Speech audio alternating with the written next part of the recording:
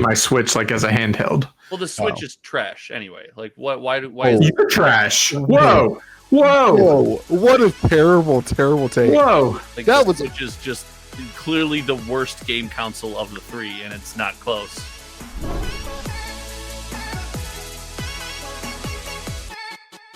With you.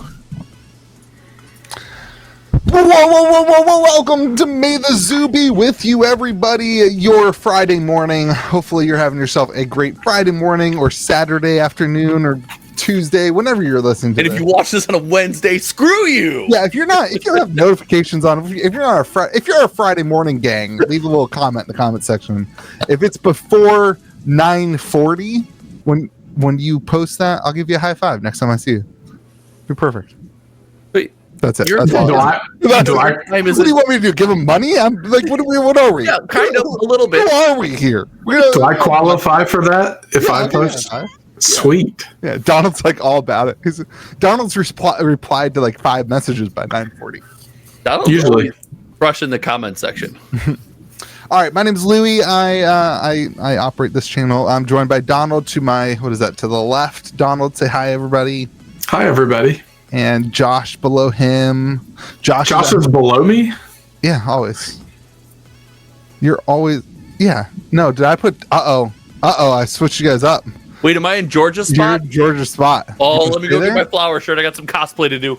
No. Do you want to stay there or you want me to move you around? I don't care. George is... I don't know. The George is... is he going to Mardi Gras or something like that? That's wild. I'm not out here leaking DMs, but it's over by now, isn't it? Isn't it on Thursday night? George is on an adventure. If you see George at Mardi Gras, tell him we said hi. It's where in the world is Carmen Sandiego with George right now? He's flying a lot for somebody who's afraid of planes, with planes falling out of the sky all year. Yeah, now's a terrible time to fly. Wild choice to decide to fly. Anyway, we got a podcast for you guys today. We got lots of information. Josh came back from Magicon this weekend.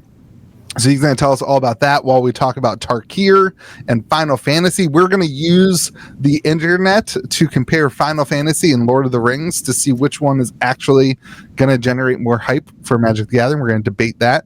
We're going to talk about Pokemon Day, which is today while we're recording. Happy birthday to Pokemon, 29 years old. And same age as me. We have a sorcery section this week for all of you who have been waiting and telling us to talk about sorcery. We have big sorcery news this week. I cannot wait. Spoiler alert. We're going to really get into it. Cannot wait. And we even have Lorcana to talk about. So it's going to be a full-on TCG podcast, everybody. And we'll probably get into some shenanigans. Yeah. All right, let's get into it. Josh, how was Magicon? Chicago. My friends, the post-con question hits hard. I just want to go back to Magicon. On Sunday, middle of the day, I'm like, this has been enough Magicon. And then as soon as I left Magicon, I was like, I'm kind of sad there's no Magicon tomorrow. It is conventions, hanging out with friends, looking at collectibles, buying stuff, playing games is undefeated. It's undefeated. Okay. The only thing I care about is how did your commander deck do? You were so worried about it. Josh, are we doing a whole commander segment? Josh built his second commander deck ever. How many games did you win? Did you walk away with it still in your bag? Yes. Yes. Donald asking the most important questions on the podcast. Didn't lose my commander deck this year, which means I don't think I have a cool story. Well, that's a lie. I had to make the most stupid purchase. I built my deck. I brought it to Magicon. I put the wrong duel in the deck, so I had to buy a dual land. You put the wrong dual land? Was it like an illegal dual land? It was. Nice. And I had to buy a dual land, and of course I had to buy a near mint one like the other ones. So I had to buy it. Premium for a dual. Just had to get a dual land. He just had to buy it. My obnoxious mana base isn't nearly as obnoxious. How many games did you win? What? How many games did you win? I won 3 or 4. I think you told me you played 12 games, so I did. Pretty good. 1 and 4. 12 games of Commander. 12 Commander games, and Just for you guys in the audience, I played 10 completely random walking up to the table. Hey, can I be your 10? Did you say, hey, you guys looking for a pog? It's not a pog. It's a pug. A pug. I sat down, and do you know what every single person, and I'm not exaggerating, every single table asked me? Are you Josh from Hometown TCG? No. Peter did every time he walked by me to be an a-hole, and it was pretty funny. It was pretty good. They all asked me what bracket my deck was. I'm not kidding. Wow. I'm not. I mean, it's like week 2 of that, right? 10 out of 10. Yeah. 10 out That's of 10 awesome. Tables asked me. It was my little social experiment. Our store's been. I mean, everyone's been talking about. It's insane. It's working. Yeah. It's working.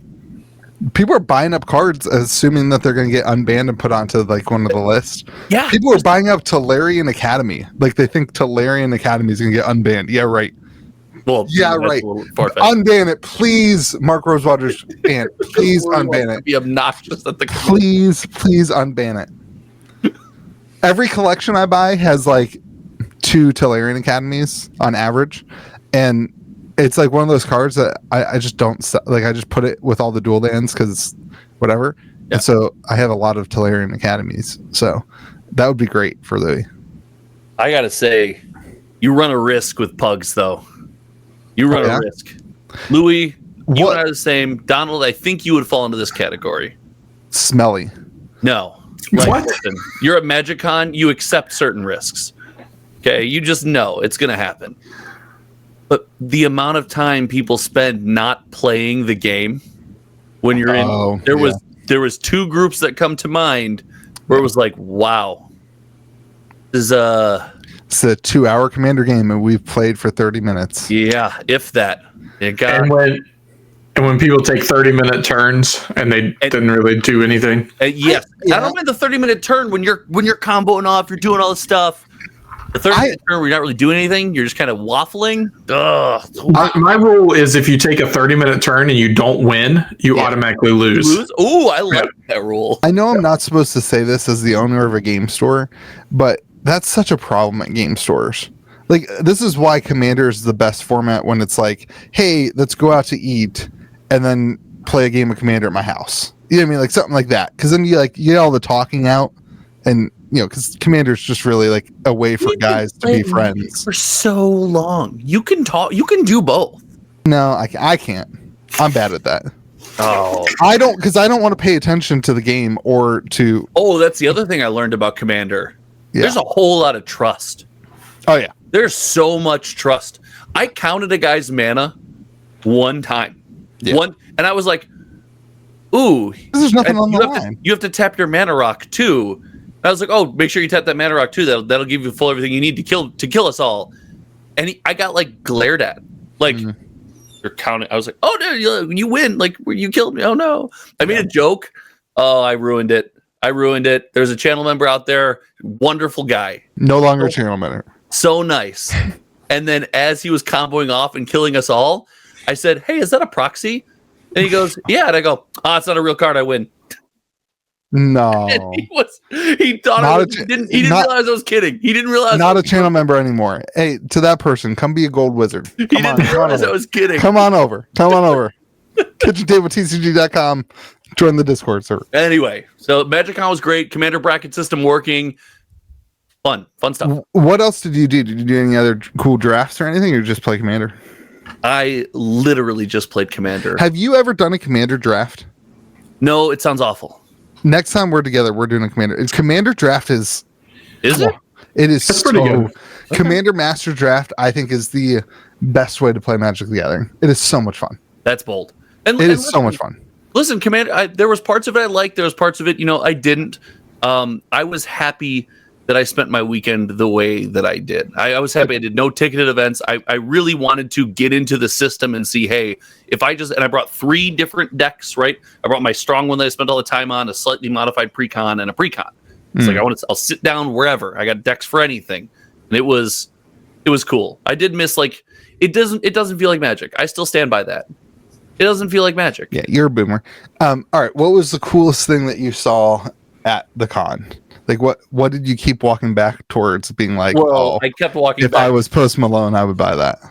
Oh no, well that is I'm really into I've been buying a lot of just random beta cards online. Nice. I've spent like $400 or $500 on beta cards Little flex there. just to like no, it's just bad. I sold stuff to like make it happen. Sure. But not good. But like I was just drawn into all the alpha cards. I wanted everything alpha and I had to like fight like, oh, don't do it. Don't do it. Don't do it. Don't do it. I pushed back. I don't know why. Vintage. People say beta is actually more like rare than alpha. I knew that when I started this. Yeah. It was just more affordable. I don't know if that's actually true, but people have told me that. And they seem like they know what they're talking about. So we'll say it on the podcast with a little disclaimer. What do you think? I bet it's in this book. You guys who weren't at the con and the audience out there too, what do you think the hottest thing at a Magicon would be? Somebody gave me this book. I don't know what it says, but that book's awesome. I want that. It says A Collector's History of Magic the Gathering. I haven't read it yet, but somebody gave it to me. So what do you guys think would be the hottest things at the con as far as things that are selling? Everything that was selling was modern flashy cards, and the old school cards sat there the whole week.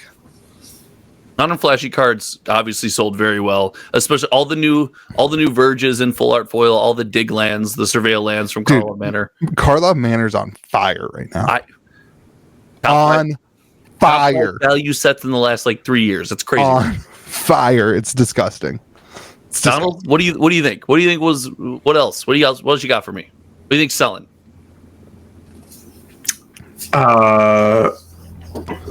Sleeves.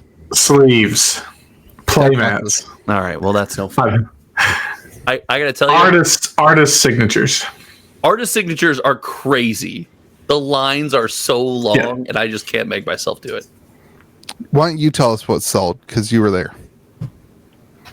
Everyone was selling out of Brothers War Serialized cards. No, they won't. Stop it.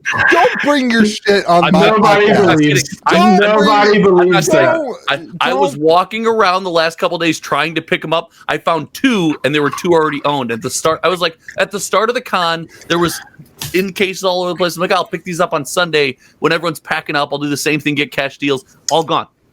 All gone. I'm not kidding. Gone. Yeah. Okay. I'm so mad. Yeah, because the people probably just turned around and threw them in the trash. They're probably like, this sucks. Well, they should have thrown them in my bag. We need room for actual cards. They're like some YouTuber on some channel that doesn't matter is pumping these on some stupid podcast. This is me. I'm the Rudy of way worse cards that have no value and are going to ruin people's wallets. Actually, that makes sense to me. The Brothers War across the board is going up right now. And it's been a while at this point. Like, there's been a lot of time. Yeah. I feel like my insult came across as I was saying that your channel didn't matter. I was saying you are pumping it on my channel. I just want that to be clear that I was not insulting. No, we all know what you meant. No, I want that to be very clear. That was a self-dig. That was a fireball right across my. That was a self-dig. That was a self-dig, and it came across as a dig on you, and that was not my intention. Donald, we both know better. All right, so tell me what happened when they announced Tarkir. Did everybody just go crazy? Like this is the coolest thing ever? Playing Magic, I didn't step foot in that auditorium one time. Yeah, I remember when we went. Like you couldn't hear anything anyway. So we were on.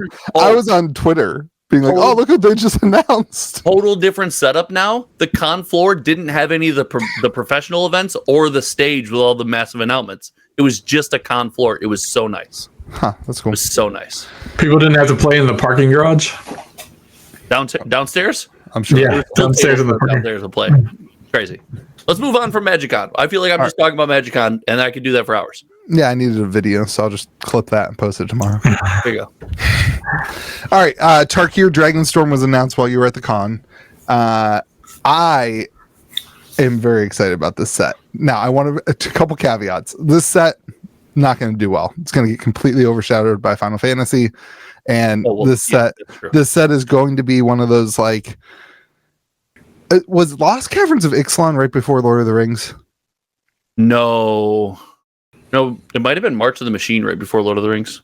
Oh, anyway, this set feels like Magic the Gathering that I love, and I'm so excited for it. But it's not going to matter in the whole grand scheme of things. But we're going to talk about it anyway. You do love me. We have the same takes. Yeah. This is going to be, if you're a Magic fan, this is going to be a contender for one of your favorite sets of the year. Yeah. I mean, it's a familiar plane. It's a pretty popular plane.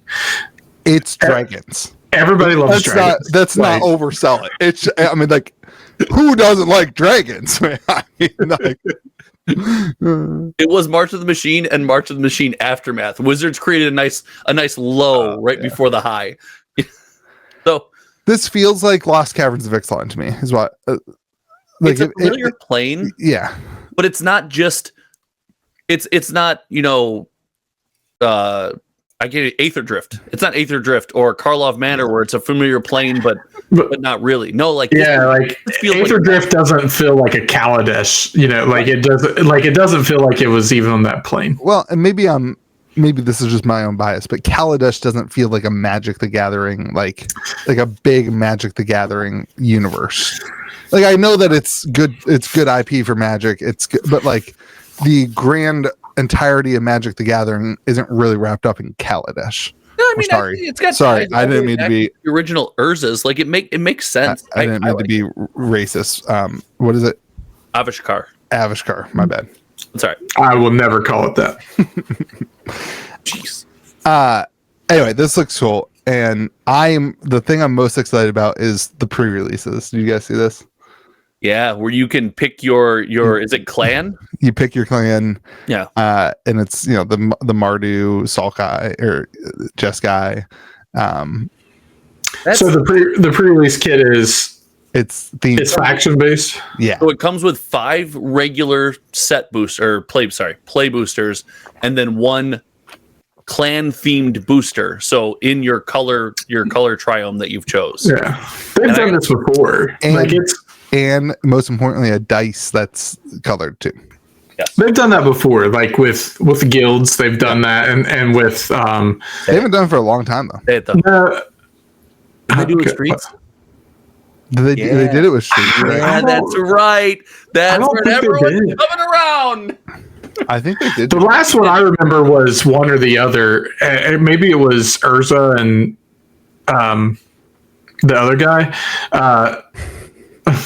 Maybe that was the last. Mishra. Yeah, I think that was the last one that I remember where you had to choose one or the other. So maybe that was Brothers War, I guess. I don't think Brothers War did. I don't think they did that. It was. I'm almost positive that I don't think because Streets is so good. That's what's happening. You were just in such marital. I don't know. Bliss.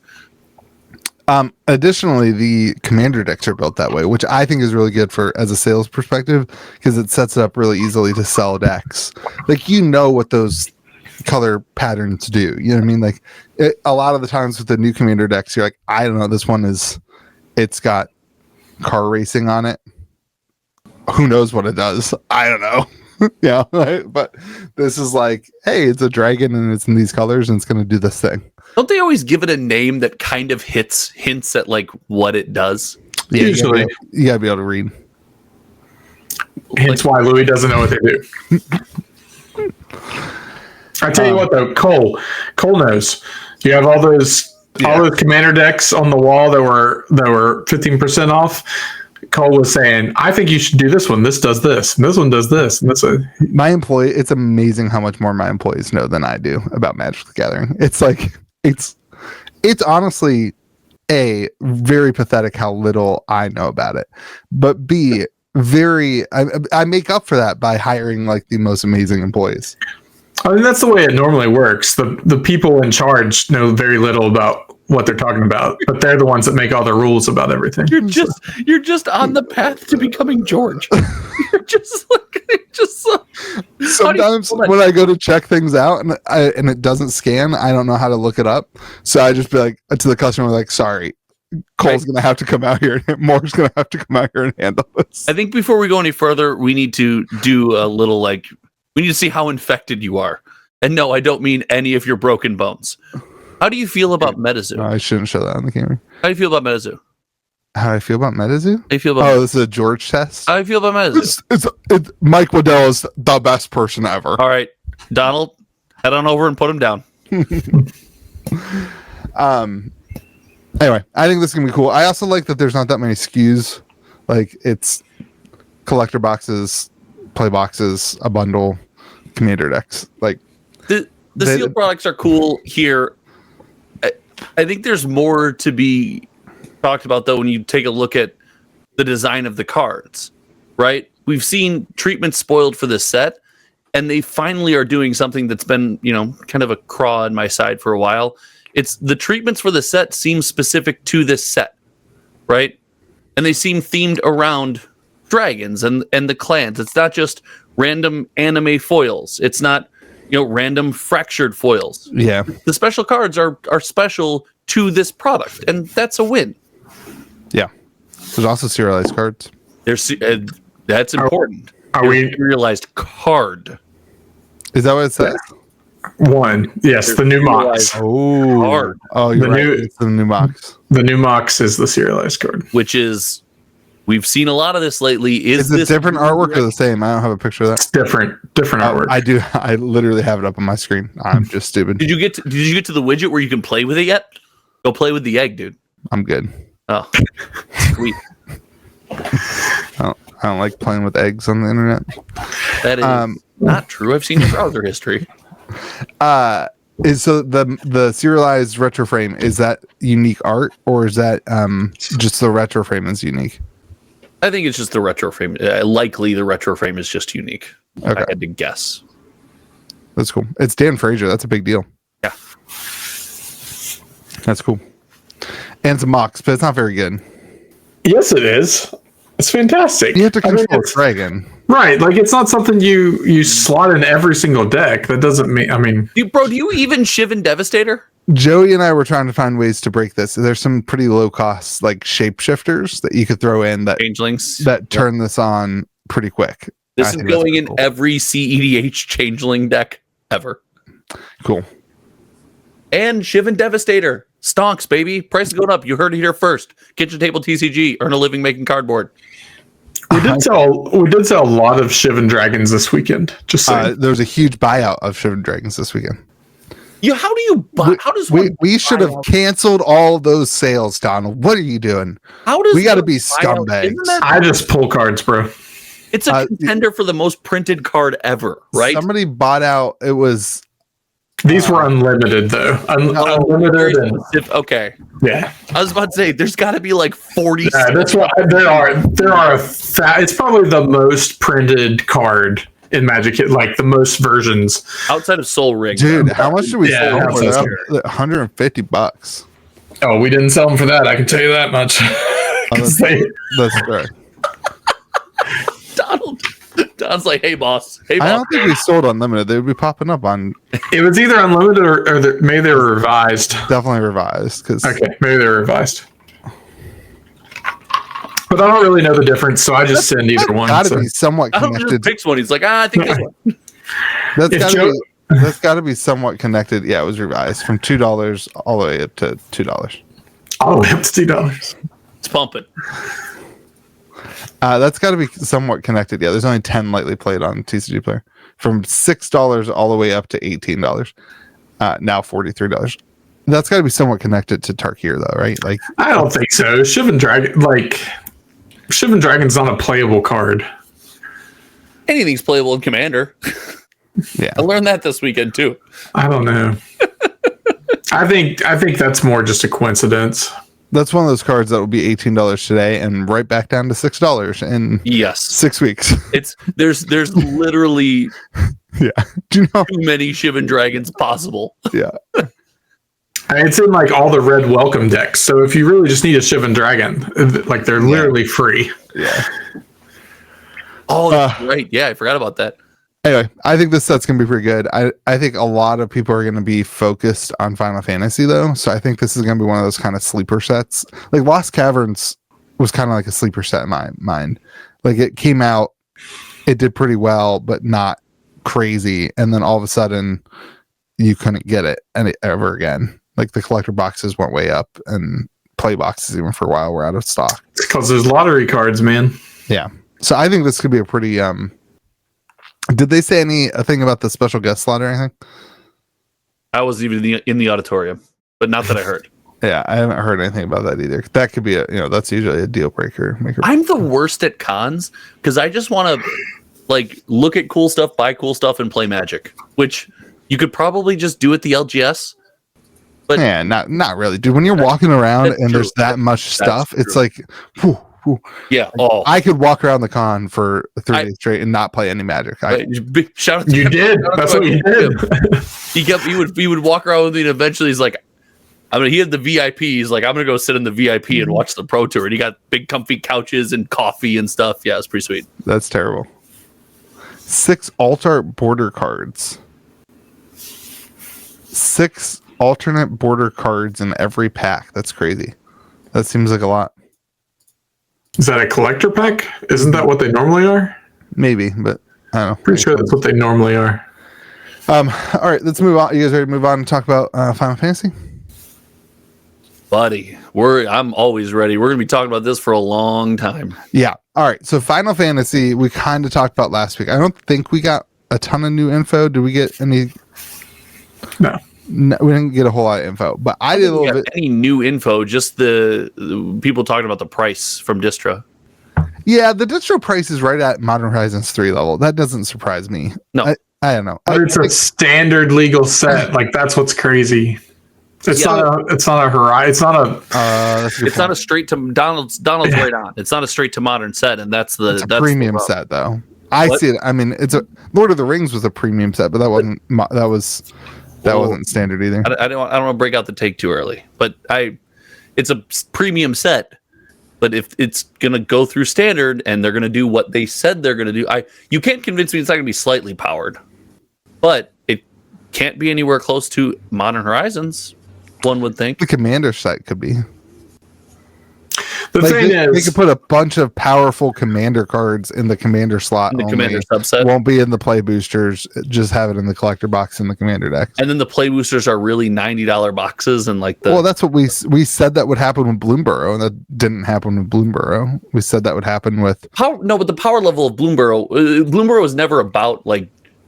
Well, it also wasn't a premium set with $200 plus play boxes, right? Right, but I'm saying that Bloomborough, we said it was the first time that the Commander cards weren't in the play.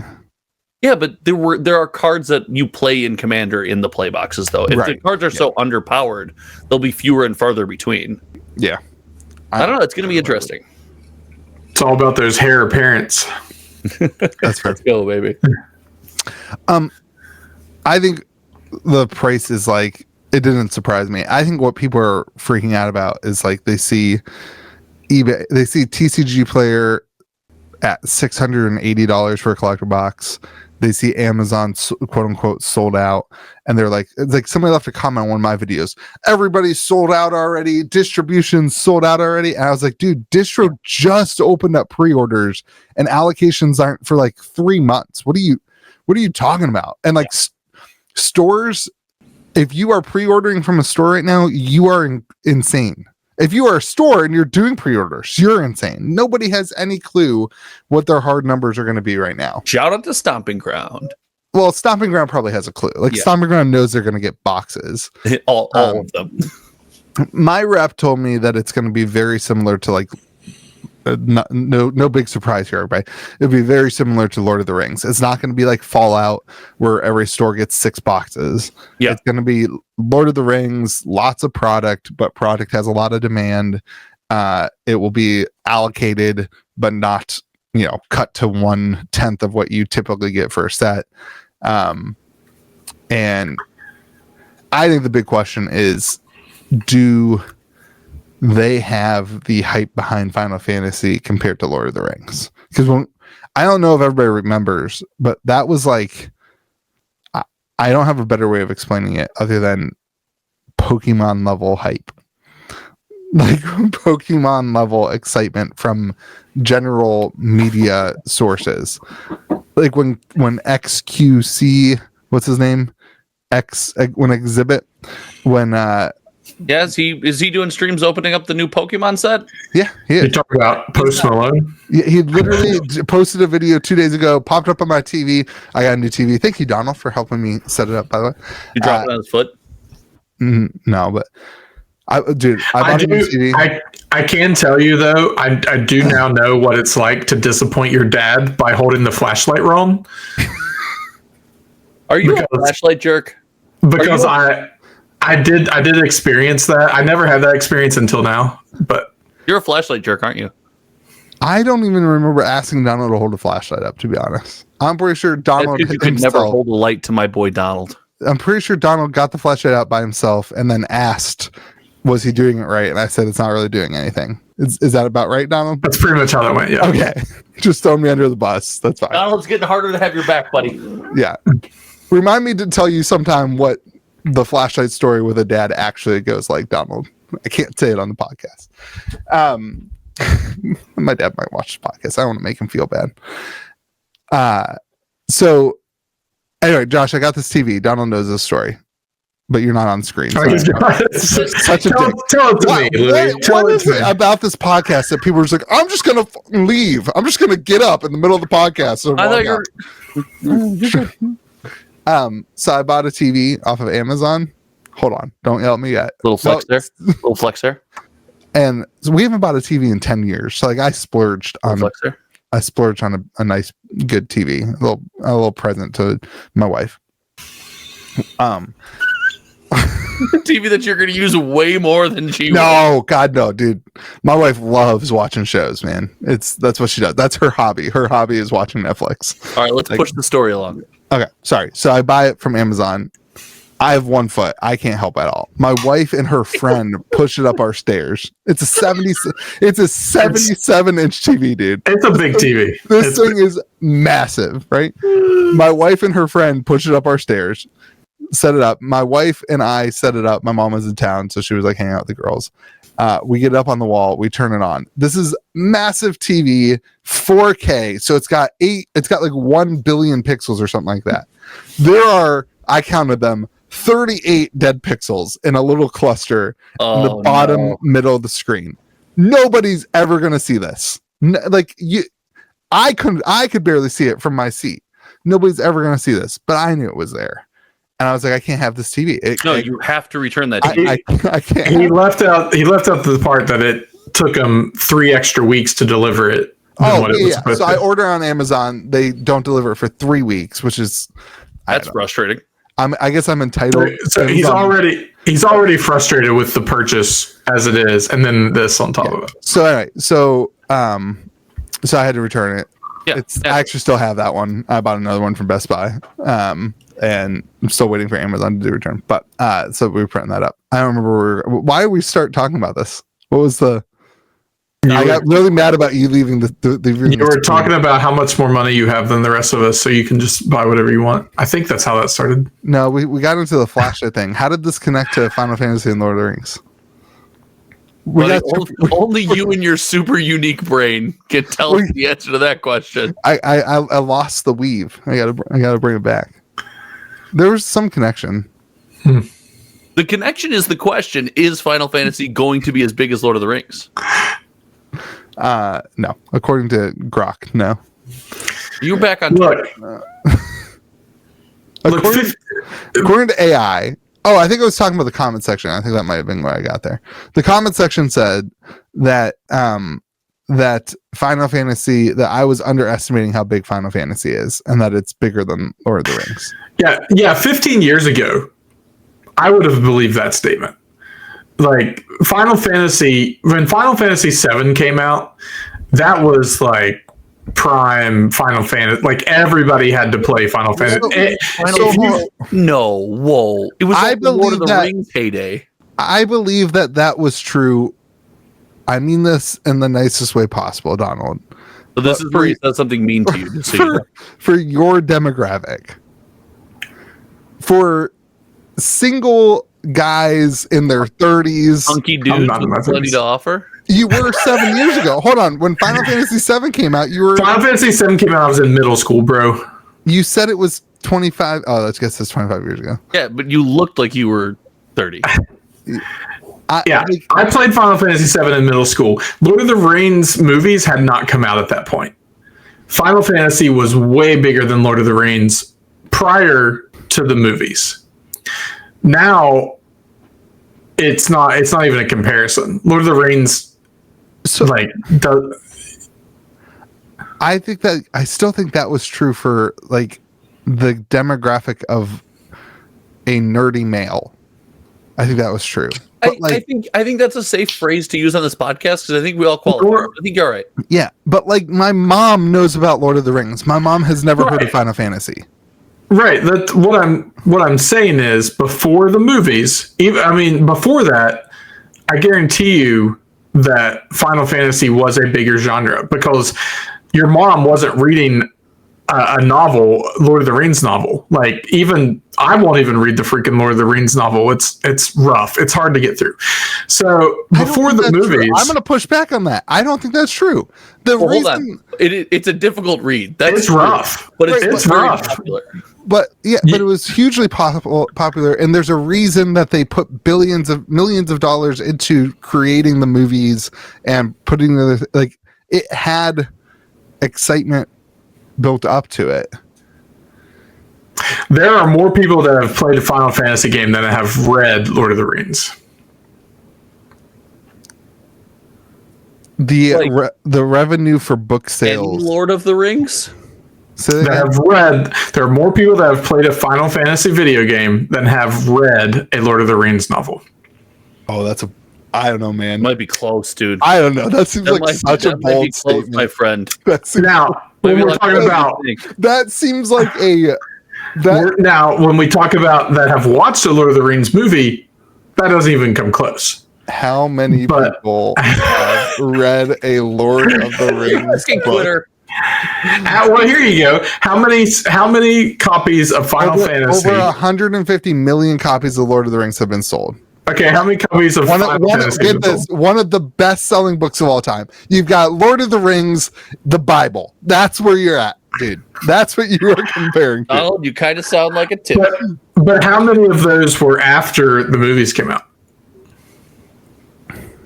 How many people bought it and just put it on their shelf because they're like, I'm a Lord of the Rings fan. This can't be right, though, because it says when combined with The Hobbit, the books have sold more than 600 million. So you're saying that The Hobbit has sold 450 million? The Hobbit is a much easier read than Lord of the Rings. So, I mean, it's likely that The Hobbit has sold more. What I'm here for is what book are we capable of reading?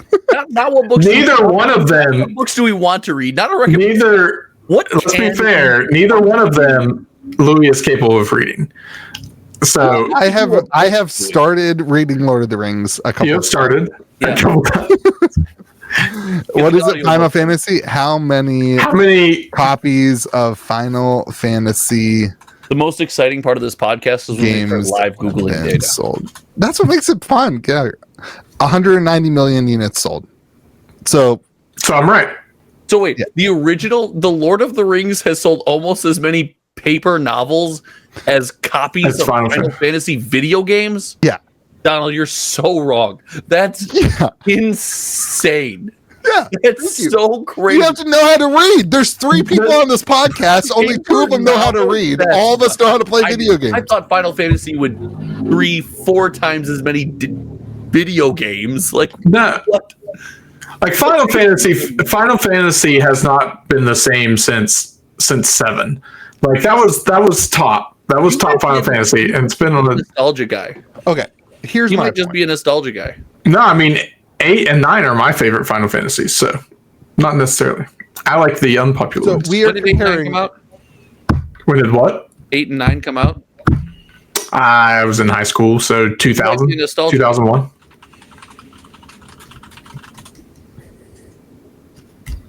I mean, like, this set's not going to do as well as Lord of the Rings, but it will be the best selling set of the year. Wow. Whoa. This is a statistic. This is crazy. In general, 77 statistic that he's reading crazy. 77% of people have seen all 3 Lord of the Rings movies. That's a pretty big number. AI? This is according to Reddit, Lord of the Rings. But have you watched the extended editions with commentary? Not with commentary, but shout out to my wife. She did when she had a long weekend. She watched the entire thing. I was like, I can't believe you're doing this. I have the extended editions on DVD. It's like multiple DVDs per movie. God, those were the days we had to switch DVDs. We have to get up in the middle to switch DVDs. Anyway, so when I sorry, I don't want to put you guys into the people who would use AI. I put this through Grok. I asked Grok in a deep search. I said, using all the data you can find on the internet and checking it for validity, which intellectual property is bigger and would generate more excitement for today's culture, Lord of the Rings or Final Fantasy? It's a no-brainer. Lord of the Rings. It's not even close. Today, yeah. Not even close today. That's what I'm saying. Listen, rewind it back, bro. I said back when Final Fantasy VII came out, it would have been the bigger IP. Hold on. I don't. You're getting so defensive, and you're not even letting me finish. You're so defensive. My bad. The Final Fantasy revenue is bigger than Lord of the Rings. The Final Fantasy total estimated revenue is 20 billion. Lord of the Rings is 10 to 12 billion. So like there's an argument that Final Fantasy would generate more. And I think within the Magic the Gathering environment, I think Final Fantasy is going to sell better than Lord of the Rings. For the average Magic the Gathering, really? For the average Magic the Gathering player, fan, whatever, I think Final Fantasy has a bigger pull than Lord of the Rings. The thing that it doesn't have is when people walk into my store off of the road who have no clue about Magic the Gathering, they're here for Pokemon, they're here for whatever, they're going to see Lord of the Rings and they're going to go to Lord of the Rings because they know Lord of the Rings. The average non-nerd doesn't know what Final Fantasy is. That's my argument. So I think this is going to have a bigger pull within the geek nerdy culture, but I think it's going to miss the pull that Lord of the Rings had, which is like the everyday person knowing about. I mean, if you walk up to a Walmart and there's 2 packs on the shelf, one's Lord of the Rings and one's Final Fantasy, and you're just an average person, I mean, you're picking Lord of the Rings. Right. Yeah. So I don't know. I do think this is going to be very big. But it also depends on it depends to a certain extent. With this being standard legal, like that kind of matters a little bit as far as the problem is people playing standard are playing on Arena. Does not matter. So like the physical copies don't really matter that much, I guess, but doesn't even matter a little bit. The standard legality, I see what Donald's saying, but the standard legality isn't the breadcrumb that gets me. It's the power level to be standard league, right? Like that's the underlying. But if it, like what I'm saying, if there are staple cards for standard in this, and the set is actually hard to get, like if it's the premium price level and harder to get, like that's going to be an issue for people that are trying to play standard in paper. Those 5 people are going to be upset. I think the cards are going to be expensive, but I don't think it's going to matter. Like I don't know. It's going to be like the One Ring with Modern, right? Like you're going to have a card that's super hard to get, super expensive, and people even though it's in a bundle, it's a guaranteed card in the bundle. People are used to it. People are okay with that now. I think the crazier thing to think about with this is that Lord of the Rings came out in a very, correct me if I'm wrong if you guys don't agree with me, but Lord of the Rings came out in a very kind of bearish down market. We were kind of over the pandemic hype. We were back into like kind of mundane, typical TCG world.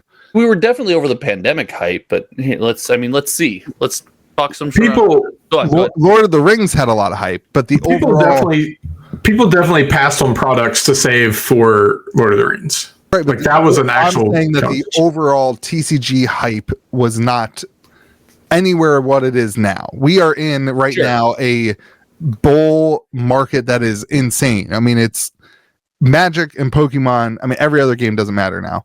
Like Magic and Pokemon are both on fire. Collector boxes sound like crazy. Pokemon boxes, you can't keep them on the shelf. I know stores who don't have Pokemon product. They have 0 product because they can't keep anything on the shelf. Final Fantasy, if we are still in this bull market, could be absolutely insane. I mean, it could be nuts. It could just be stupid expensive. Right. You could get some of that going, but I don't know, man. Like we also have a little bit like Lord of the Rings kind of came out of nowhere, and Final Fantasy doesn't have that benefit. Like Lord of the Rings was always going to be a good set, but it wasn't supposed to be the set of the year. Commander Masters was supposed to be the crown jewel. of the year. Maybe. But they also dropped the ball in Commander Master. Maybe. I mean, we could argue that back and forth. And you can tell me. All right, I'm going to do the hottest take I've ever said into a microphone. This could go the way of Commander Masters. No, get the hell out of here. Stop it. This could go the way of Commander Masters. No shot. Dude, this is like 50% of the cost of Commander Masters for a set box, dude. Yeah, Commander Masters, my cost was like $300 for a set box. It was it was disgusting. Then that means it's more than half the cost. But it was like they took drugs when they were making the prices for that set. What Commander Masters proved to me is it doesn't matter how good and playable the stuff in the box is. There is a price where the community will go, what the heck? Now, again, if this is a underpowered standard set, that could happen here. That's fair. I mean, that is always the driving factor for a Magic product. You could see, but that's the variable here. Donald's been saying it too, and he's right there. The variable is it is a standard set. But if it was a master set, if it was a straight to modern set, if it was a commander set, anything could happen, and they can't screw it up. Do you remember 2 years ago, though, you used to say this, and I agree with you, like, you can't do that with somebody else's IP. You can't put a underpowered, crappy Magic card on a Final Fantasy stuff because you have put all this. Final Fantasy doesn't want their IP being on this crappy stuff. I don't think they care. They got their money regardless. They don't care. They still get their money. I think they care to an extent. They don't want the set to be bad. You can't convince me Assassin's Creed is happy. Square Enix is not I would kill to know like what the contracts look like. Like, do they get a percentage of sales? Do they? I'm sure it's just baby. We're back into. I want to know because I'm agreeing with you. I desperately want to know what these contracts look like. I would kill to know what those contracts look like. That would be such a cool video to talk about. I don't think so. I think they pay a flat fee to get the IP, and then there's got to be some sort of incentive. Wouldn't you? It's the money that they got for nothing. What did they do? You can use the stuff that we've created already. They do stuff. Remember when Lord of the Rings? They did all those videos that were like they meet with the creative team from Lord of the Rings. They did a ton of stuff to make it really special with the Lord of the Rings developers. Like it's way more hands-on than a lot of people think that right. And they're in universe, or their universe is beyond stuff. Does really hit on like the theme, the fan service and everything for that universe. They do a really good job. There's so much stuff in Lord of the Rings and even in Fallout that is deep stuff. Listen, you don't have I know I am kind of team Lord of the Rings here. Like I that's why I'm coming across of, but it would not surprise me if a lot of video game content creators, which are massive people, right? Yeah, video game content is massive pull, start being like, oh my gosh, Final Fantasy Magic set, let's open some boxes on the channel, let's crack some whatever or play some Commander on it. Like you could see a whole nother world of streamers and content creators coming into the Magic the Gathering world, like we saw Lord of the Rings. What you're saying, the same thing Post Malone did for Lord of the Rings. We saw beyond Post Malone though. Who was the you've got Asmongold, you've got XQC, you've got Penguin Zero. Zero, that's what I was talking about. Wubby, right? You've got, but here's the thing with Final Fantasy. Does it have staying power? These people came into the Magic the Gathering space, and to this day, today they're doing Commander games every week. They're opening Aether Drift. Yeah, you know what I mean. Like poor guys. This is the question. I don't care if you come in the front door. Wizards of the Coast challenges. Can I bring you in and keep you here? And these massive creators go to prove it's more service for the guy who's the human. Sorry. Comment section. I used to play Magic the Gathering. I play with my friends. I've always thought about it. I know, and now it's connected Magic with something that I love, and I'm back. I'm back, baby. Can it do that? Yeah, and I think it will. And I think the question I think Dharma was asking is like, will the cards be as good as the cards from Lord of the Rings? I don't see them not doing. So. You don't see I don't see them putting bad cards in this. And if the card like Lord of the Rings, those are two different ideas. Lord of the Rings, people still crack those open for singles, like Commander decks for You're not singles. Getting Bowmasters in the One Ring in a standard set. It's not happening. Yeah. Okay. Well, hold on. All right. We'll see. Is it in the commander slot? So my money is that we see some sort of staple card pop up in the set. And sure. Be, in the commander slot. In a commander precon, maybe. I think it'll be, I don't know. I don't want to, but I think you guys are overestimating or underestimating their ability to print powerful stuff into standard. It's a 5-year rotation. It's not even, it's basically modern now, guys. It's a 5-year rotation. Like, yeah, that's even more of an argument for them not to do it. Never played either because it is so far from modern. The games in standard, the games in modern play so wildly differently. So they can also just ban it from standard, can't they? Yeah, but is that what you want to do? Dude, a card banned from standard wouldn't have any effect on the card price. No, or the box price. It would have zero effect. You print the One Ring in Final Fantasy, and it's a standard legal card. I'm saying a card like the One Ring, not the actual card, the One Ring.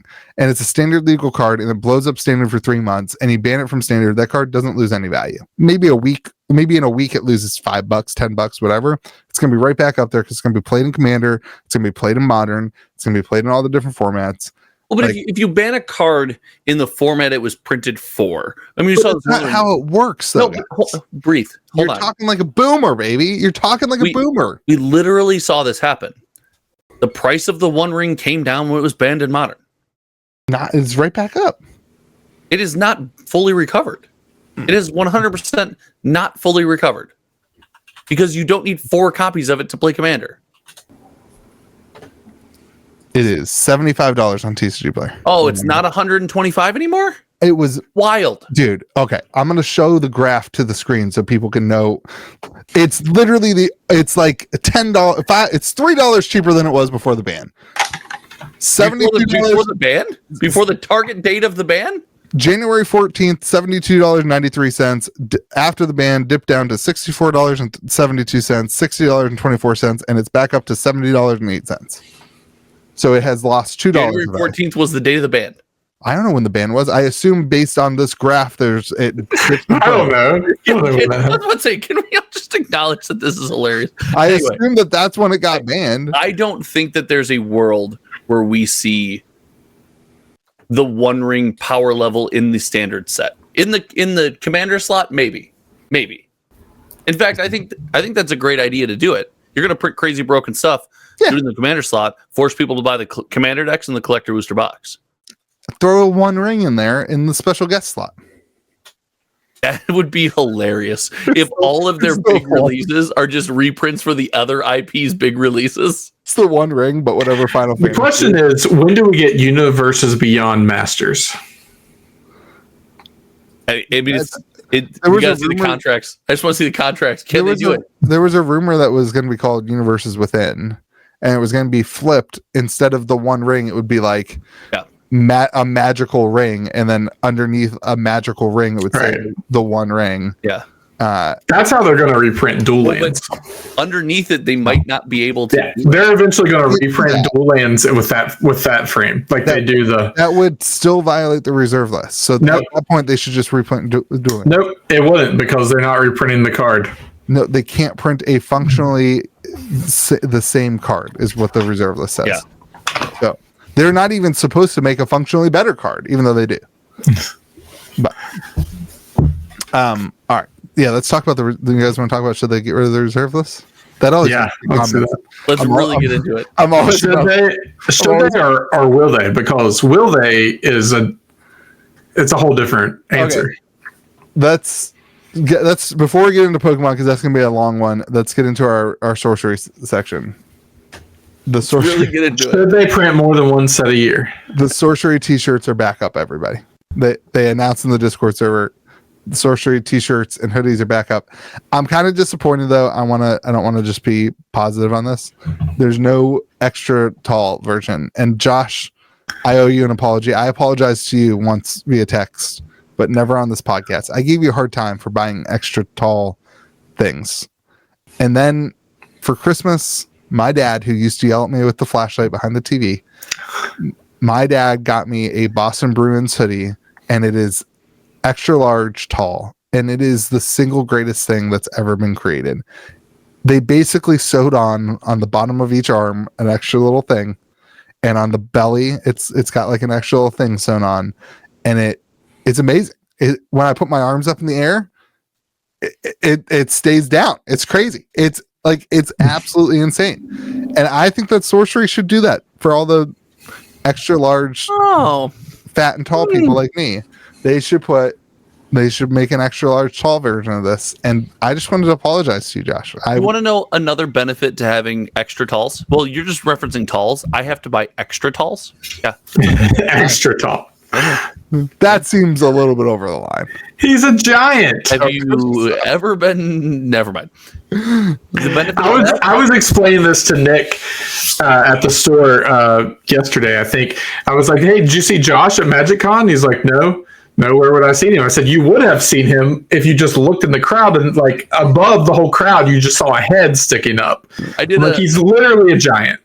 I did a video with a couple other content creators, and in their follow-up to MagicCon, they were like, if you thought he was a TCG content creator, you would say, no, that's not true. He plays a starting linebacker for whatever professional or he plays center for this basketball team. And I was like, yeah, I'm kind of a freak. So I get that every time we go to an event. Like, it just doesn't come across on the screen. You just look like a normal guy. You would never know that you can palm their head and just lift them up and look at them in the face. I don't know that the internet knows this, but Josh has to put his tripod on stilts. Like, his tripod doesn't go tall enough to be at eye level. My camera, when I shoot standing up, has to sit on a box. So he either has to do that or he has to stand with his legs really, really wide to make him shot together. I had to do a stance like this. Yeah, go watch our Gen Con wrap up video, and we're literally sitting there on the bench together, and I've never felt like a small child ever in my life. I'm a very, very large human. Yeah. But Josh, you make me feel like a small child. Think about the warm embrace I can offer you, Donald. It was very nice. I've never been hugged that way.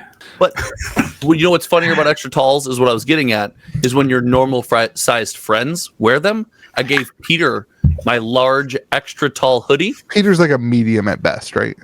Yeah, but he's probably 5'11". No way, no shot. Probably. Peter. I've seen him in tell people he's 5'11". I don't know, man. I've seen him in a crab onesie. He's probably around 5'11". Shout out to Min-Max Games, one of the best LGSs in the world. He wore my extra tall sweater, and I'll send you the picture off the pod. It's a dress. Nice. All right. So Sorcery also, they did a big long podcasts kind of talking about stuff and things. They didn't really get into stuff and things. They didn't really get into it. They didn't really get into it. They talked a lot about the art. Listen, like, if you don't care about the art and the artists, this is like kind of a dead zone for you with sorcery. So, but they did talk about they said that they're not worried about collation and print, like, randomization for the Dragon Lord set, which is really interesting because I'm pretty sure the current philosophy of the Dragon Lord set is that it's going to be in randomized product. I thought it was a secret layer, but there's only 13 cards, so those 13 cards are all going to be randomized in each pack. Is this the Arby's deal we've been waiting for? 3 card packs. I kind of take that, in my opinion. I'm going to speculate. I take that as it's going to be like a 13 card pack with one randomized foil, because that's easy to do. You know what I mean? Like, you just randomize the foils and then you still have some sort So you buy a booster box and you get one pack? No, I think they'll sell it as packs, like individual packs rather than booster box. It'll be kind of like a secret layer. You'll buy your 13 cards and one of them randomly will be foil. I think that's going to be the way. Secret layer. Yeah. Except for secret layer's a little different, but yeah, I mean, they have the surprise card in it. Anyway, that's the biggest sorcery news I had to talk about. I don't think there's much to debate there. You want to talk about my graded sharks? You said shirts were back. Where did they go? I don't know. They were sold out for some reason, but they're back.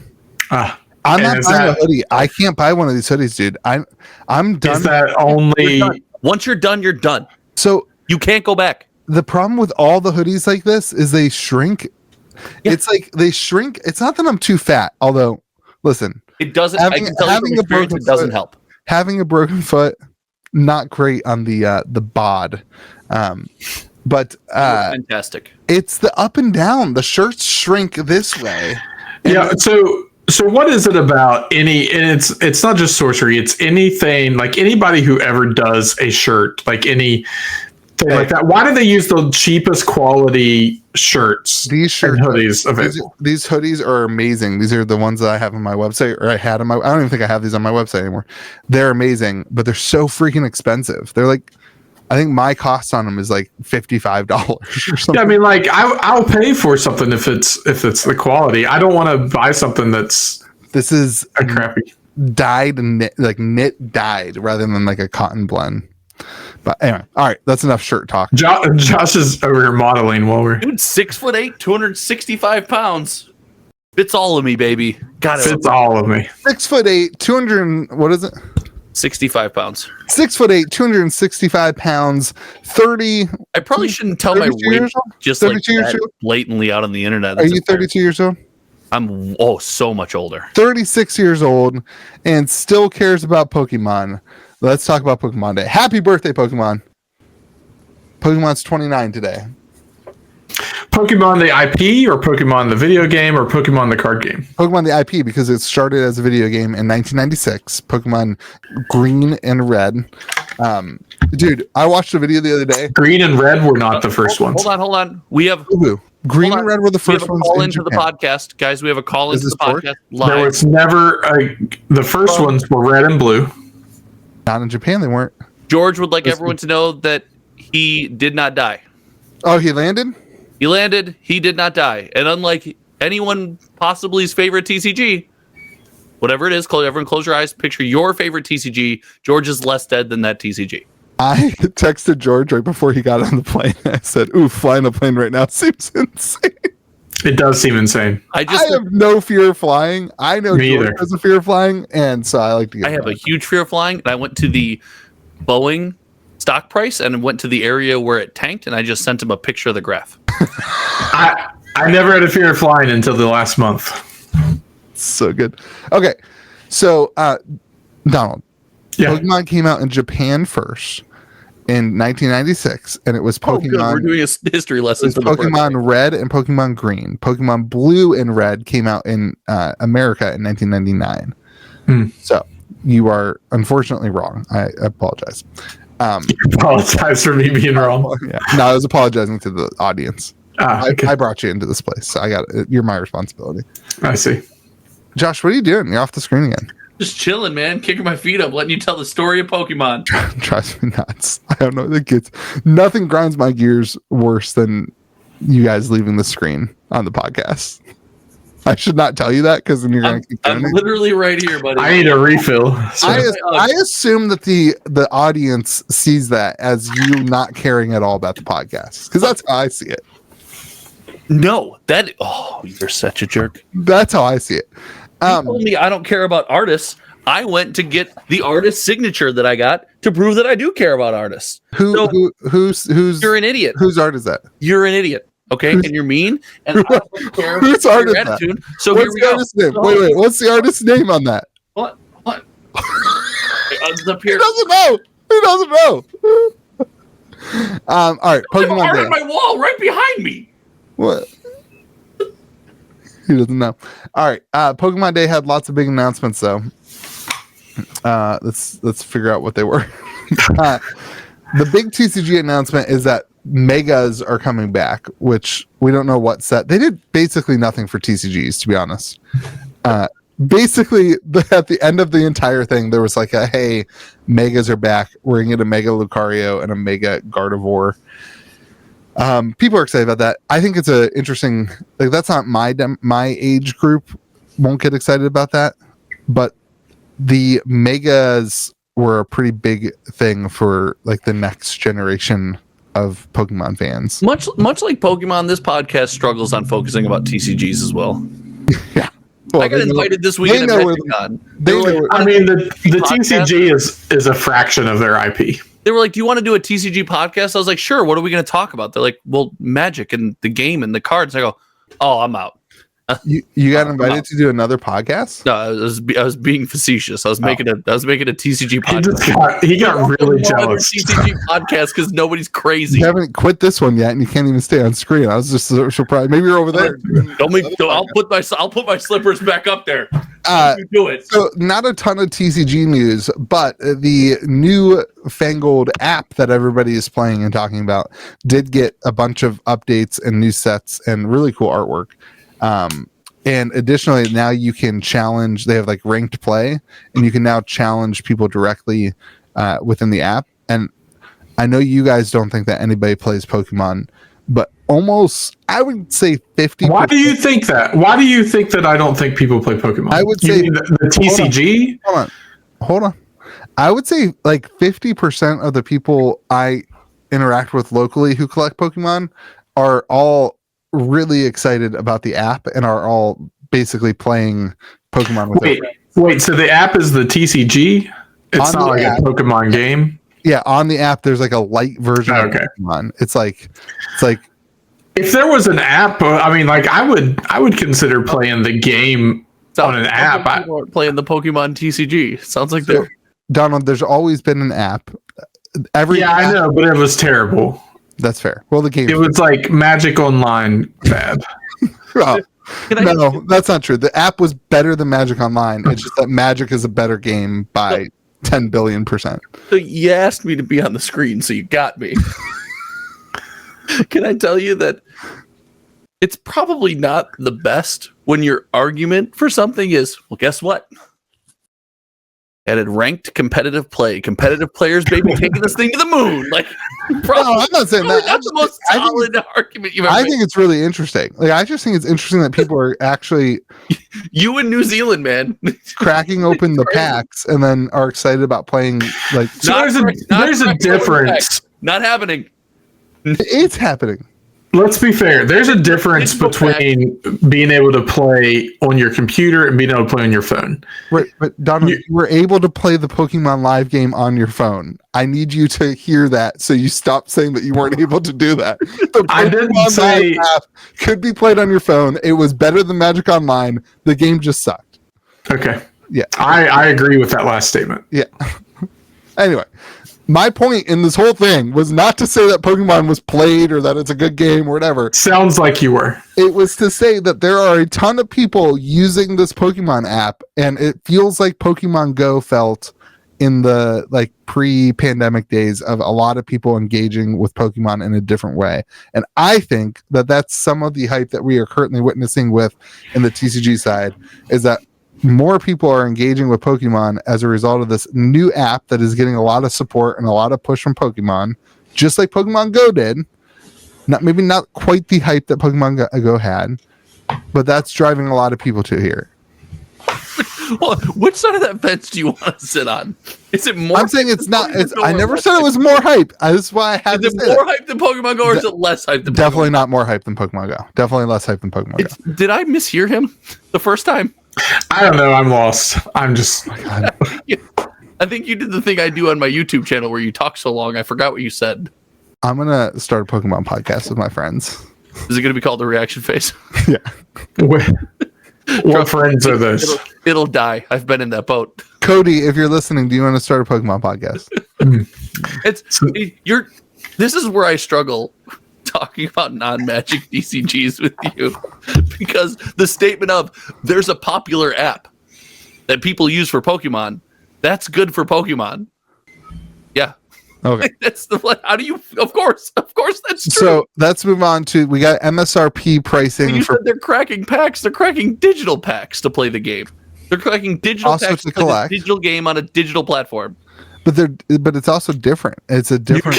You can't convince me that people are collecting digital cards. Oh, they absolutely are. 100% they are. People in the hometown TCG Discord talk about it. They're like, they got their first shiny. They got like that. That's happening, Donald. But that blows my mind. It's outside of what we discuss here, because we don't talk about people's arena collections, like, or their treatments, or like. But I don't think people are really collecting on arena. Like, I don't. There absolutely are people that chase down the treatments for these cards on Arena. I know them. I don't know. Okay. Why do both of you refuse to accept that this happens? I don't believe that Arena exists or that anybody plays Arena. I think Arena is so stupid. Arena's dope. Without Arena, I would never be able to play Magic. Here's the big thing with the app. I think this is going to happen.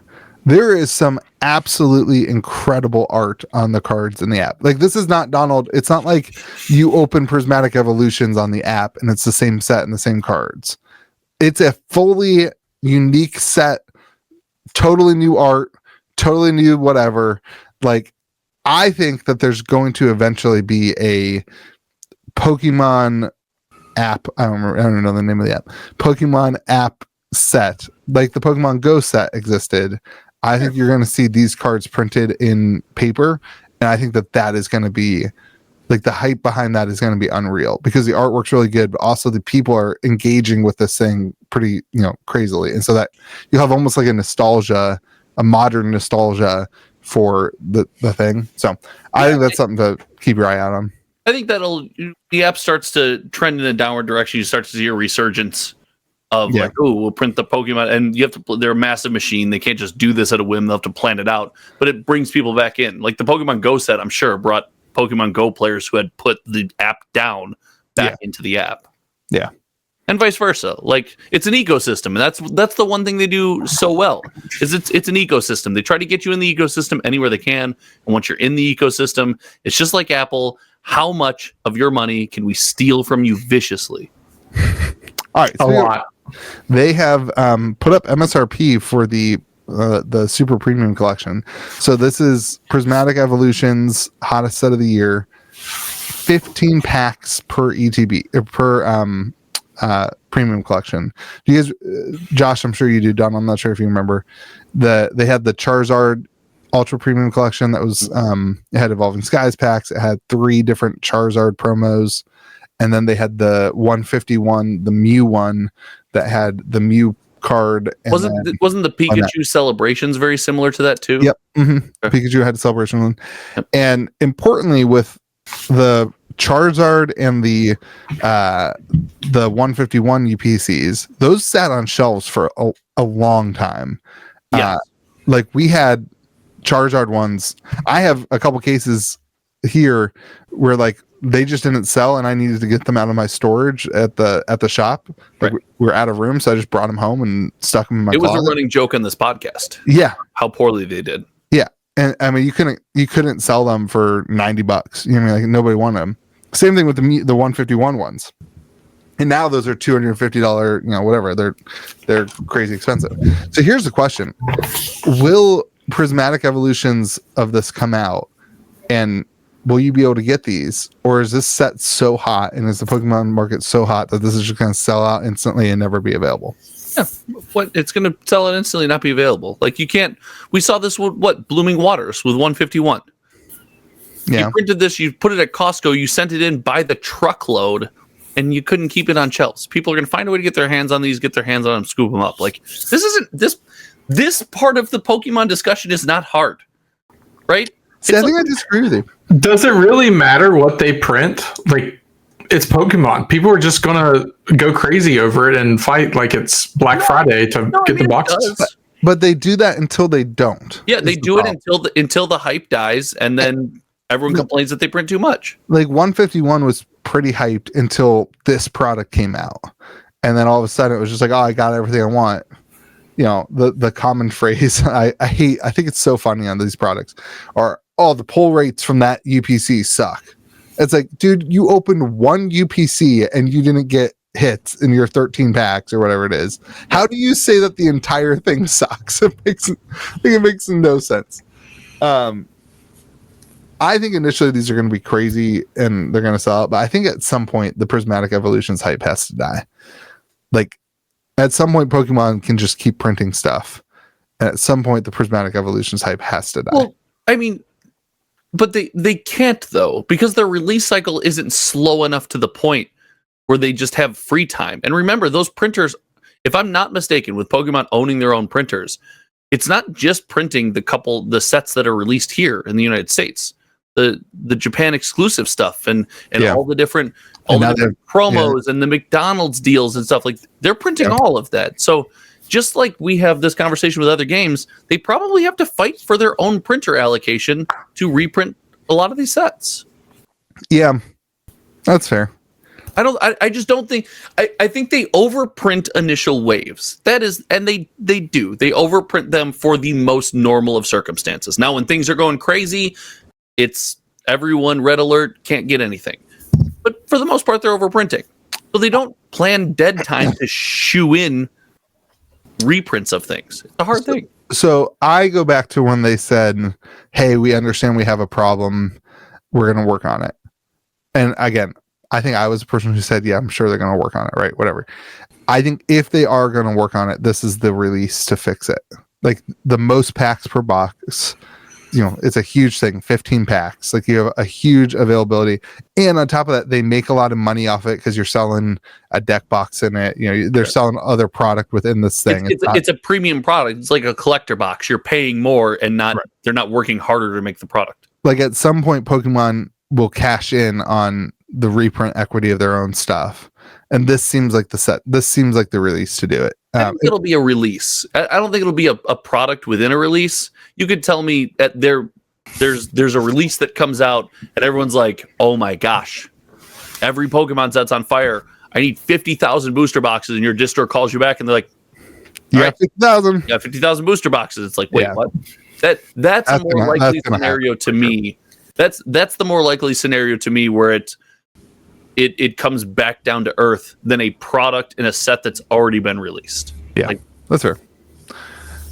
It'll be interesting. This is going to be, I think, the most intriguing of the Prismatic Evolutions releases. Like, there's no doubt in my mind booster bundles come out this week. Like, we got none of them.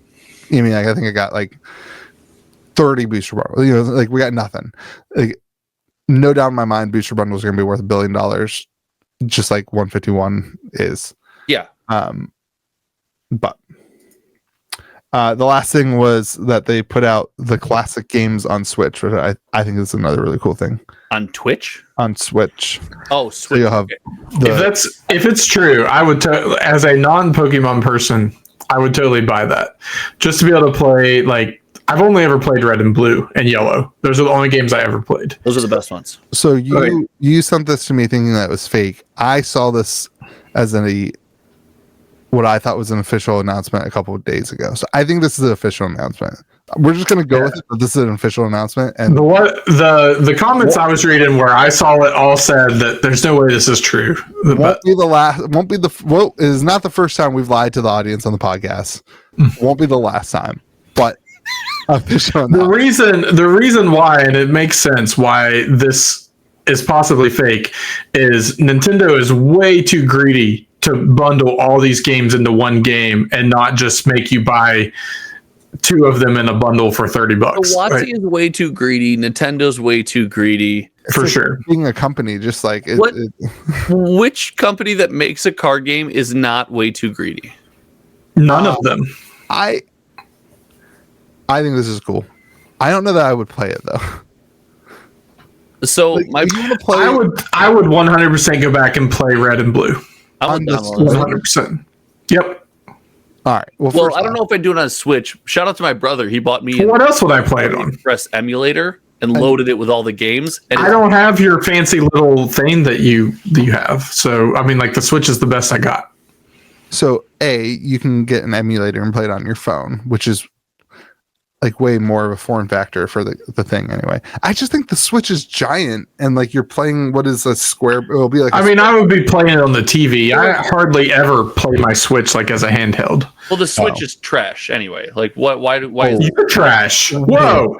What a terrible take. Whoa. Like that Switch is just clearly the worst game console of the three, and it's not close.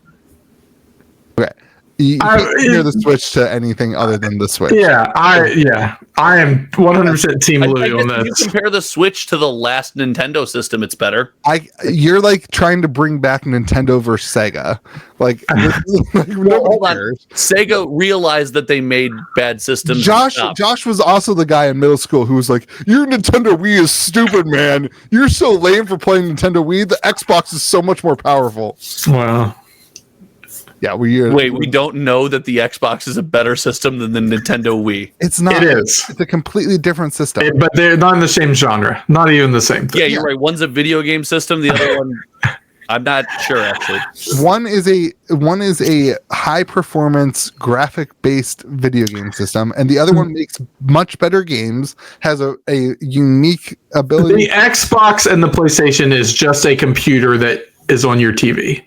The Wii it's not actually like. There's a reason that I don't know what I want to say this. Yeah, I'm going to check my fact. Thing I've ever heard. Fact checking first. The attack on it was it's just better. Like you guys, like, it's more powerful. Okay. If it's a game, I have fact checked myself. Okay. Ready? The Wii released, and as of November 2024, the Wii sold 101 million units, sold more units than the Xbox 360 and the PlayStation 3. Boom, roasted. The point is, the Wii was if it's a game that is on all three consoles, if I can buy a game on the Switch, on the Xbox, on the PlayStation, I'm never buying it on the Switch. That has nothing to do with it. It's the games that I can only get on the Switch that I'm playing on. Like I'll play Mario Party over Call of Duty any day. You're a Commander guy that doesn't play the game.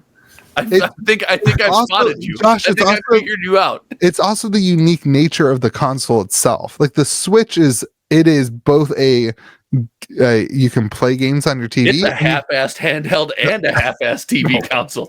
You can do almost both. You are this is such a bad take. You're gonna lose subscribers because of this take. You just lost me as a subscriber. Yeah, I'm done. Thank God. You might as well get off the podcast now. I think this is worse take than George's MetaZoo take. That's crazy. That's not true. That's not true. All right. What was it? Oh, here's Louis was at my house this weekend, and he's like, "Hey, when did you get a Switch?" I was like, "I don't know, 2005." Like when they came out. All right, Josh, I have an actual question for you. I'm right here. No, come back on. Don't be still here. It just takes me a while to move. I'm slow. This is the 29th anniversary of Pokemon. We saw the We saw the 25th anniversary of Pokemon with celebrations. If the Pokemon market doesn't slow down before the 30th anniversary, how insane is the 30th anniversary going to be for the Pokemon world? Okay, that's a lot of ifs. I mean, I'm just saying, when I heard today, if they do it right, and they don't screw it up, shout out Wizards of the Coast for butchering that. Gotta wait another 30 years for that to come around again. It'll be huge. It'll be massive. What do you mean? That's the lamest question ever. Does anyone think that if the Pokemon world is pumping, I just want to have a conversation about like the 30. This is 29. Next year's 30, and they're going to print $500 packs of proxies. It's going to be crazy.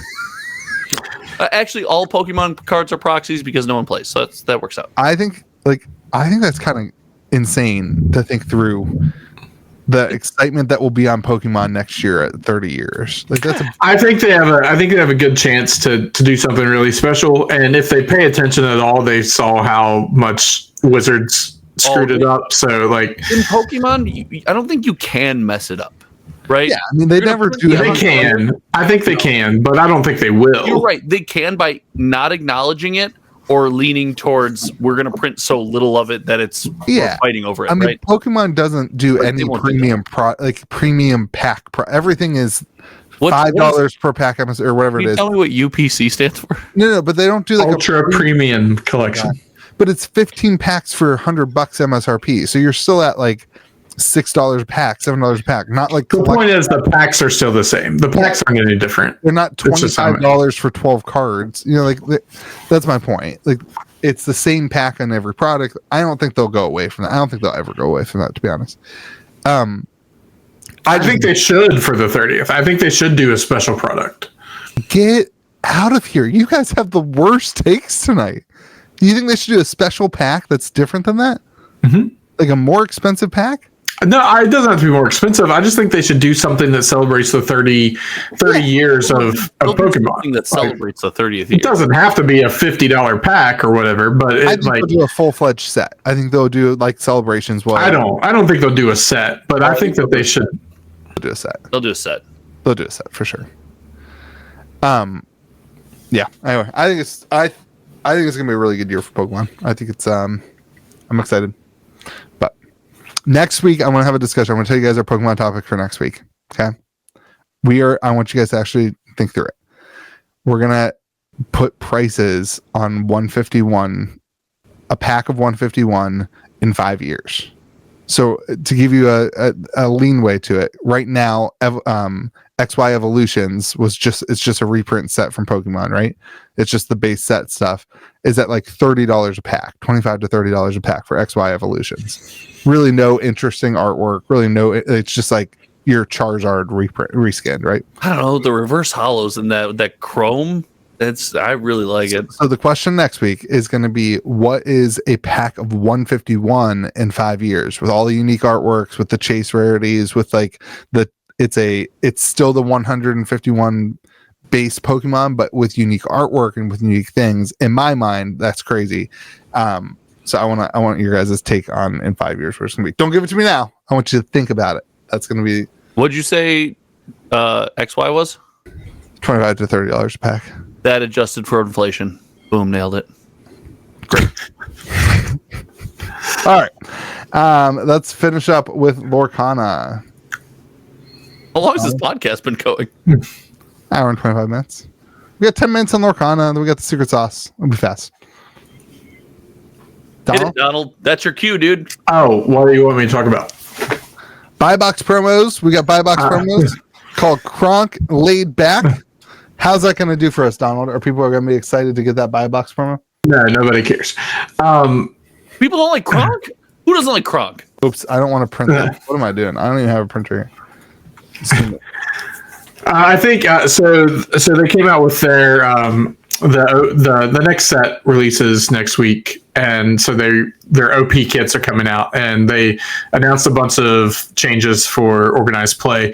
Not necessarily changes, but more support for organized play than what they had before. More of a like structure, I guess. Before it was kind of like up to your discretion, kind of did what you want. Those of us that were experienced in TCGs kind of did what we would normally do, but like stores that maybe didn't run that stuff before or what, like that, it was just kind of, there was no structure to it. It was kind of up in the air. So you had stores giving out all their promos like it to everybody who played one day or what, like, so it was all kind of just up in there. And now they've added structure, and a lot of what I've seen online are people like, oh, we do it this way and I'm not going to change. I'm like, the whole thing is, this is what they recommend. It doesn't mean you have to do it that way. Like, we're not changing a single thing at our store because we do it correctly already. So like, yeah, like the stuff that they recommend is just, it's just for people who don't know what they're doing, I guess. So in addition to this, they also started the play program with cardio, and part of that, like typically right now when we have a league, we have like a thing on our wall and you get stickers like you're in third grade. They put a sticker on. I don't do that. I just do a Sharpie. You won. Good job. You got yourself a little sticker. But now they have like an actual website that tracks everything. So it's important to note that no, they do not. Not yet. Not with this set. It doesn't start until the next set. Josh, can you code something for them? Aren't you just throw together something? Can't afford me, dude. It's Disney. Come on. How do they not have this yet? I don't get it. Disney. No, like so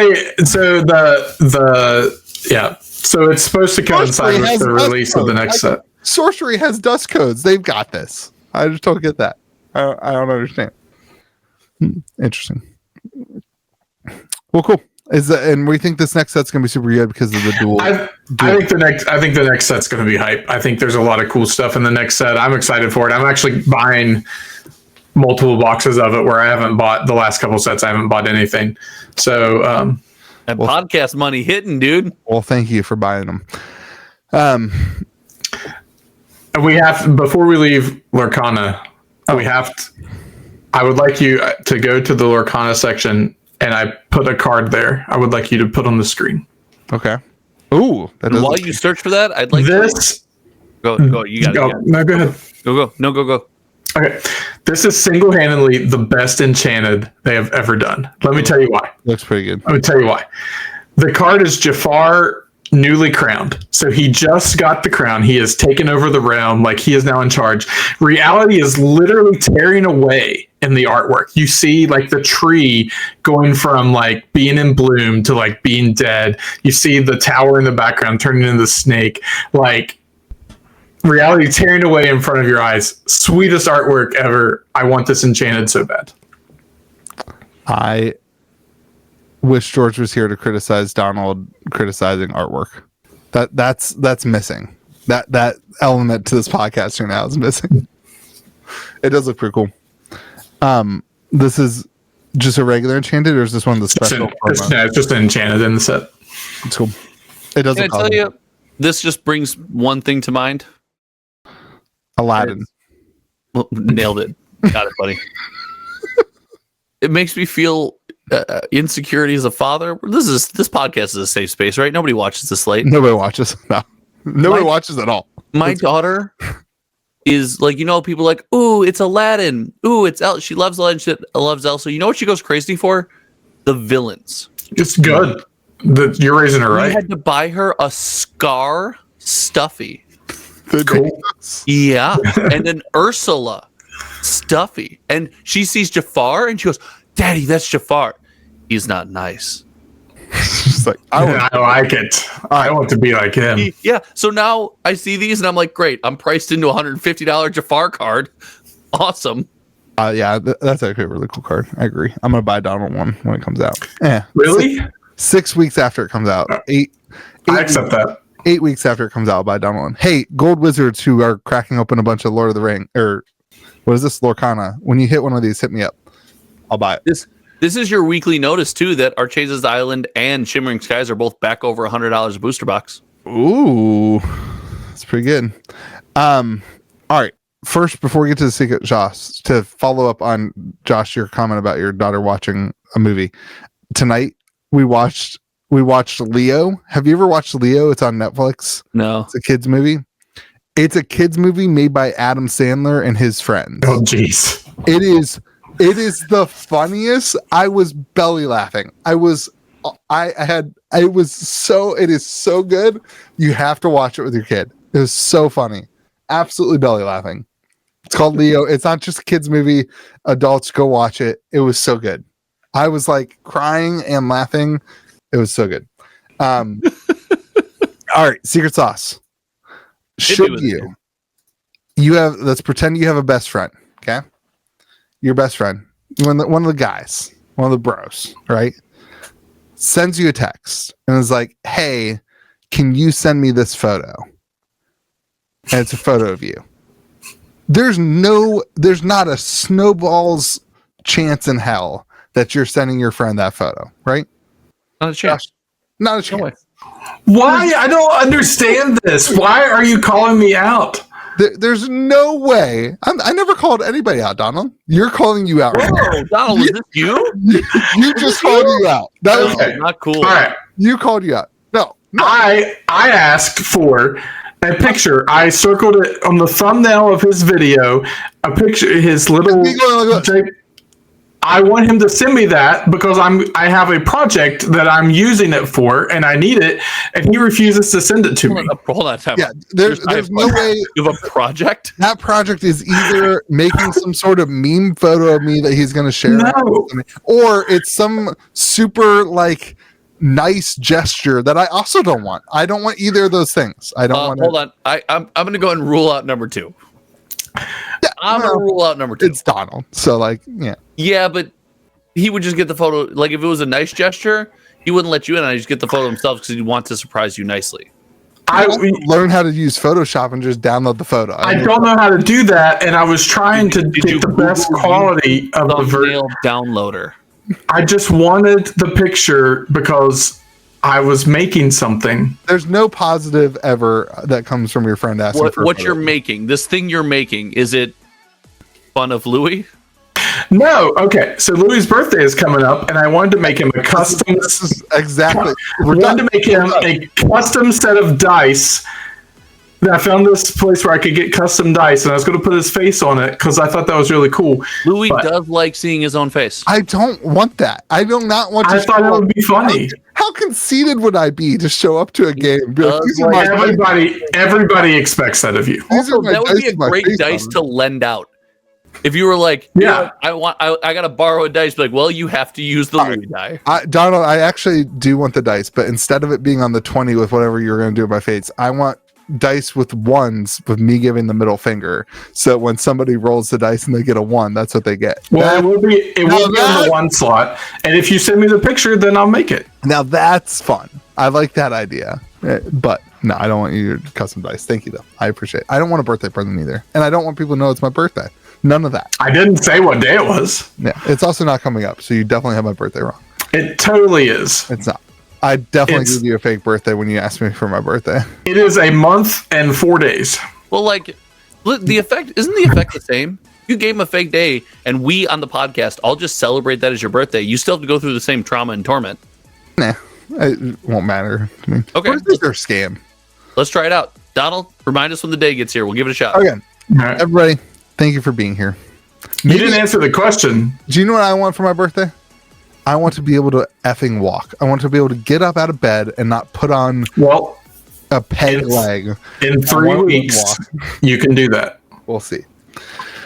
All right, everybody. Have yourselves a great day. Go subscribe to Josh. Oh, no, sorry. We're unsubscribing from Josh's channel. Go unsubscribe from Josh. Go unsubscribe from Hometown TCG. Go subscribe to Donald's wrestling podcast at donaldswrestlingpodcast.com.